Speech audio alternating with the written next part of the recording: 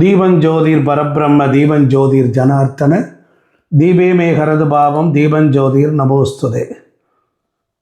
திருவாக்கும் செய்கருமம் கைகூட்டும் செஞ்சொல் பெருவாக்கும் பீடும் பெருக்கும் உருவாக்கும் ஆதலால் வானோரும் ஆணை முகத்தானை காதலால் கூப்புவர்தம் கை.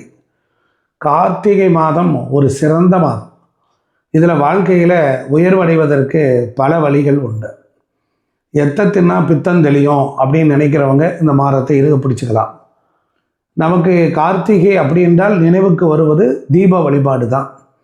பொதுவாக எல்லா மாதங்களிலும் தீபம் என்பது இருந்தாலும் கூட கார்த்திகை தீபம் ஏற்றி வழிபட்டால் வாழ்வில் உயர்வை அடையலாம். சிறப்பான பலன்களை எல்லாம் கொடுக்கக்கூடியது தான். பொதுவாக சித்தர்கள், மகான்கள், அருளாளர்கள், ஜீவ அருளாளர்கள், பேர் அருளாளர்கள் எல்லாரும் வந்து அனுக்கிரகம் செய்யக்கூடிய மாதம் கார்த்திகை மாதம். அதிக அளவு மழை பெய்யும், அதிக அளவு பூ பூக்கும். காந்தல் என்கிற ஒரு செடி நல்ல மனத்தை கொடுக்கும். இந்த மாதத்தில் கிருத்திகை மாதம்னு பேர் உண்டு.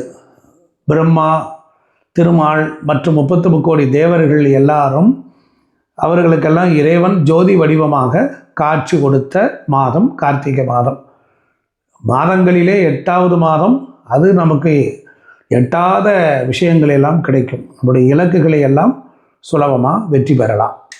அதே போல் இந்த கார்த்திகை மாதத்தில் வரக்கூடிய பௌர்ணமி, கிருத்திகை நட்சத்திரமும் பௌர்ணமியும் வரக்கூடிய நாள் அன்றைக்கி புதன்கிழமை 3/12/2025 அன்றைக்கி பெரிய கார்த்திகை.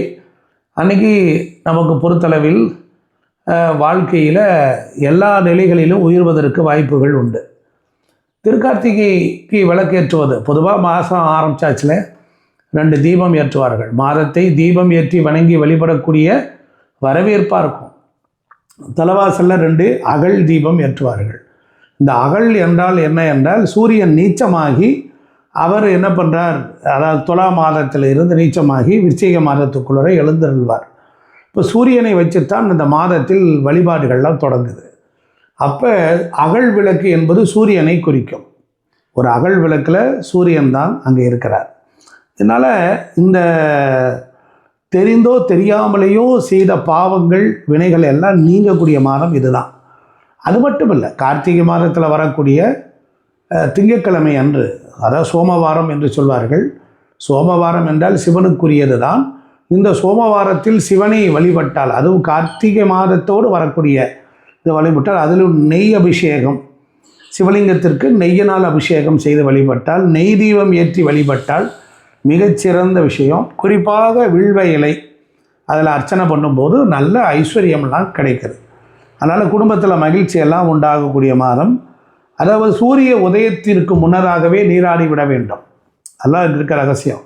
முதலாளே என்ன பண்ணால் நல்ல ஒரு பாத்திரத்தில் சுத்தமான நீரை விட்டு அதில் 11 வில்வ இலை, அதுக்கப்புறம் நெல்லி இலை, அதுக்கப்புறம் 1 ஸ்பூன் விபூதி, மஞ்சத்தூள், குங்குமம், ஒரு 12 வேப்ப இலை இதெல்லாம் போட்டு நீரில் ஊற வைத்து 12 உத்திராட்சம் இல்லைனால் 11 உத்திராட்சம், 5 முக உத்திராட்சங்களை நீரில் போட்டு அதை நீங்கள் மூடி வச்சிட்டிங்கன்னா இரவு முழுவதும் அந்த நீருக்கு விசேஷம். காலையில் எழுந்து அதில் குளிக்கும் பொழுது சககோடி பாவம் போகும். இதெல்லாம் கார்த்திகை மாதத்தில் தான் சாத்தியம்.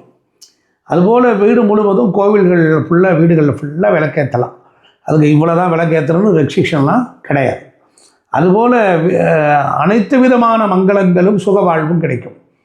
அது மட்டும் இல்லை, அதனால் சதுர்த்தசி இப்போ மாதம் முழுவதும் ஏற்ற முடியல அப்படின்னா சதுர்த்தசி, பௌர்ணமி, துவாதசி, இந்த துவாதசி ஏற்றலாம். ஆமாம், தொடர்ந்து கடைசி பௌர்ணமியில் வரக்கூடிய 4 நாட்கள் 3 நாட்கள் அப்போ கூட விளக்கேற்றலாம். ஏன்னா எண்ணெய் விற்கிற விலைக்கு கலப்பட எண்ணெய்கள்லாம் போடாதீங்க தயவுசெய்து. சுத்தமான நல்லெண்ணெய், இல்லை என்றால் நல்லெண்ணெய். அப்போ இந்த சிவனின் நெற்றிக்கண்ணியில் இருந்து பெறப்பட்ட தீப்பொறி தான் சரவண பொய்கையில் போய் குழந்தையாக மாறி முருகப்பெருமான் உதித்த மாதம் இந்த கிருத்திகை. எனவே இந்த மாதத்தில் முருகப்பெருமானை நினைந்து வழிபட்டாலும் மனிதனுக்கு என்ன தேவை? செல்வம் தானே தேவை. அதை கொடுக்க கடவுள் ரெடியாக இருக்காங்க. கடவுள்கள் வைத்து கொண்டு தராமல் இல்லை. முதல்ல நீ என்ன வேணாலும் கொடுப்பாங்க. ஒரு அப்பா பிள்ளைக்கு என்ன தேவைன்னு தெரியாதா? அல்ல, கார்த்திகை பாதத்தில் முருகனுக்குரிய அறுபடை வீடுகளுக்கு சென்று வழிபட்டாலும் 16 விதமான பேர்கள் எல்லாம் கிடைக்கும். அப்படி செல்ல முடியாதவர்கள் ஏதாவது ஒரு படை வீட்டிற்காவது சென்று வணங்கி வழிபட்டு வரலாம். கார்த்திகை மாதத்தில் முதல் நாளில் ஐயப்பனுக்கு பக்தர்கள் மாலை அணிவித்து விரதம் இருந்து அவர்கள் சபரிமலை யாத்திரை செல்வது வழக்கம். கார்த்திகை மாதத்தில் ஹரிஹர சுதன் அவனை வணங்கலாம். ஹரியையும் வணங்கலாம், ஹரனையும் வணங்கலாம். பெருமாளுக்கு துளசியால் அர்ச்சனை பண்ணலாம். டெய்லி ஒரு 30 நாளும் பெருமாள் கோயிலுக்கு சென்று ஒரு துளசி மாலை வாங்கி நீங்களே அதை சுத்தப்படுத்தி நீங்கள் பகவானுக்கு சாற்ற நினைத்தது நடக்கும். இது கார்த்திகை மாதத்தில் இந்த சாத்தியங்கள்லாம் உண்டு.